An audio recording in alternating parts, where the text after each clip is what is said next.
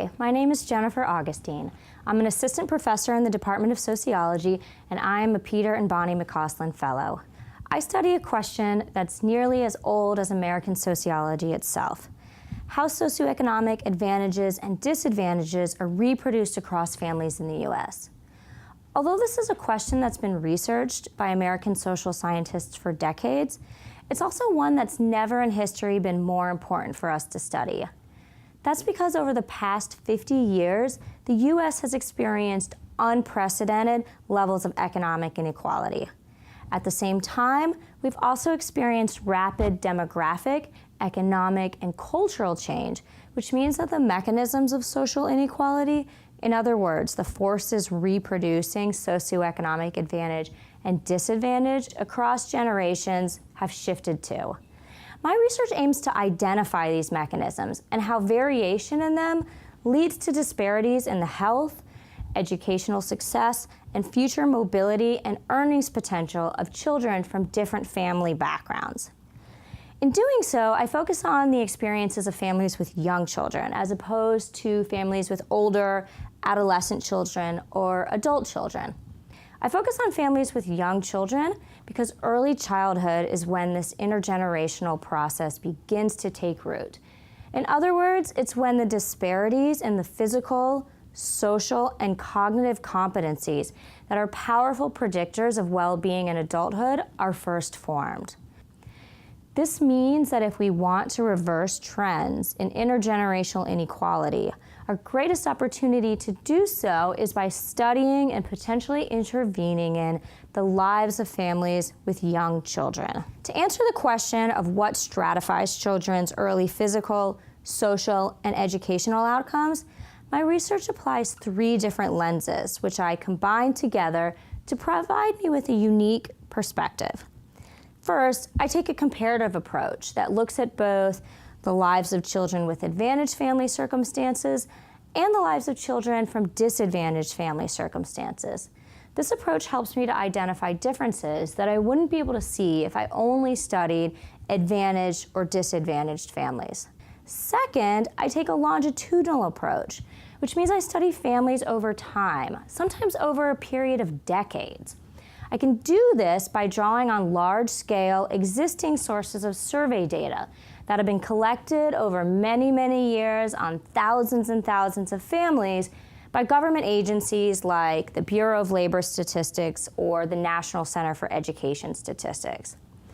And third, I focus in on 3 aspects of family life that have changed dramatically over the past several decades: mother's time use, mother's education, and mother's labor force participation.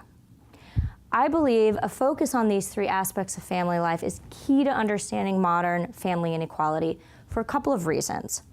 First, when it comes to mother's time use, mother's time is constrained in ways today that it's never been before. This is largely for 2 reasons. First, the majority of mothers work today, whereas 50 years ago, that was not the case, especially for moms with young children. And second, cultural changes in what it means to be a good mother have placed greater demands on mothers' time by requiring them to do more and more with and for their children. This focus on time is also important because it's been linked to children's development. For example, more time in activities like reading and playing with young children has been associated with greater cognitive developments.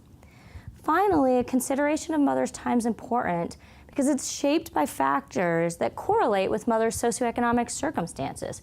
For example, the type of paid labor she does, where she lives, whether she's married, and who she's married to, all affect the distribution of mother's time across her day. This focus on times also led to a few interesting discoveries of mine over the past year.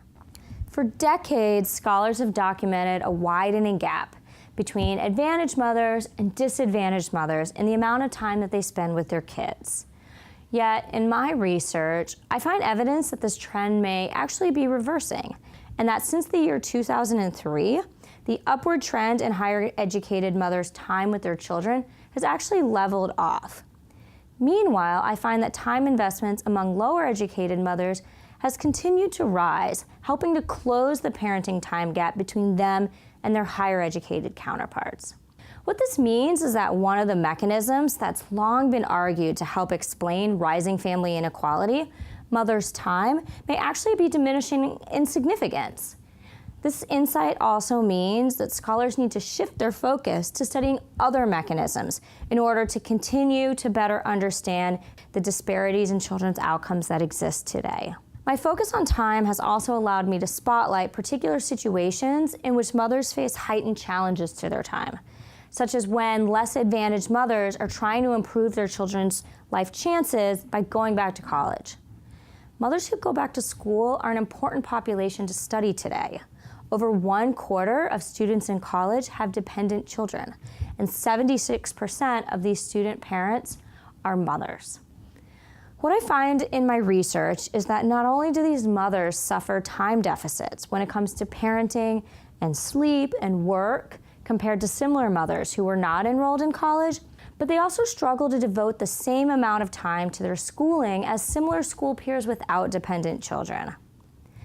Evidence of this time crunch is important because it highlights how something seemingly positive, mother's enrollment in higher education, can potentially have harmful consequences for families. Given how women from more advantaged backgrounds are also more likely to have completed schooling prior to having children, this research also points to a new means through which inequality is being reproduced today. Connected to this finding, in other recent research of mine, I found that when lower educated mothers returned to school to increase their education, their children's developmental outcomes did not improve. This finding is intriguing because it challenges many decades of sociological research on the intergenerational transmission of inequality that's found a strong link between parents' education and a variety of child outcomes. What this decades-old body of research overlooks, though, is one important detail: that most mothers of the past completed their education prior to having children. Given that this isn't the case for mothers today, we need to better understand how women's sequencing of education relative to other life course transitions, such as the transition to motherhood, marriage, or paid work, affects families and children's opportunities for mobility. More broadly, it means that we need to look beyond how children's outcomes are stratified by their mother's level of education, as scholars have traditionally done, to also looking at the timing of when their mother's education was completed. Yet timing isn't the only aspect of mother's education that's been overlooked by other scholars studying family inequality.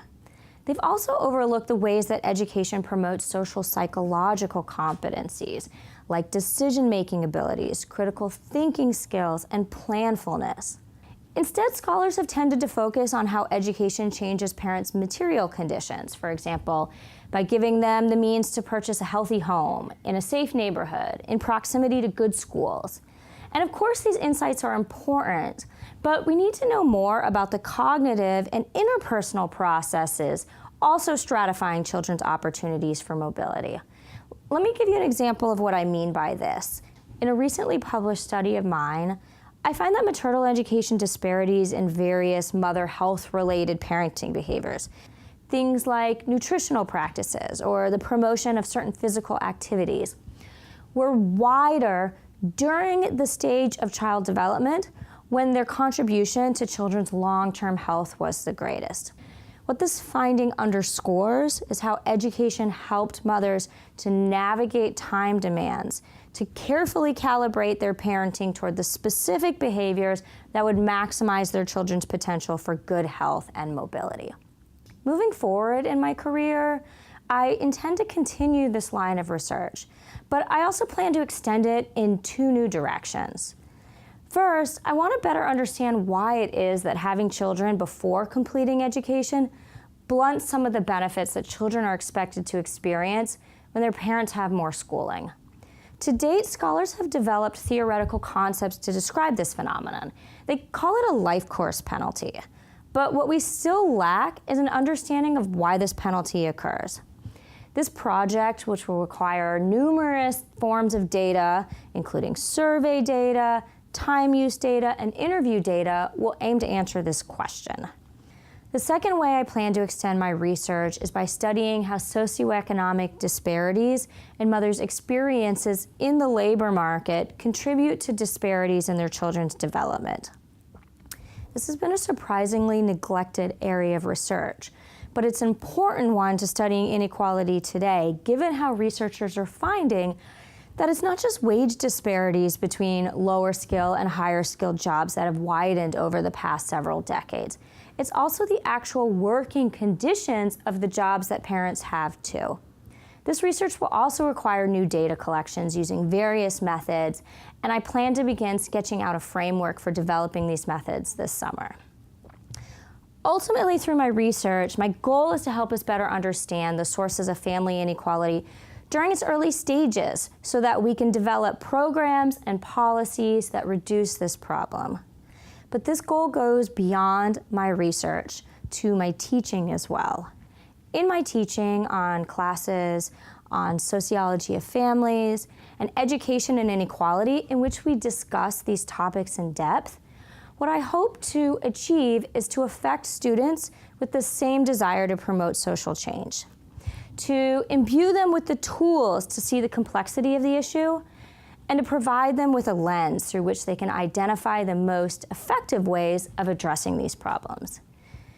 In closing, I want to thank Peter and Bonnie McCausland for the incredible opportunity of being a McCausland Fellow and for the resources and the support to help me in carrying out this work.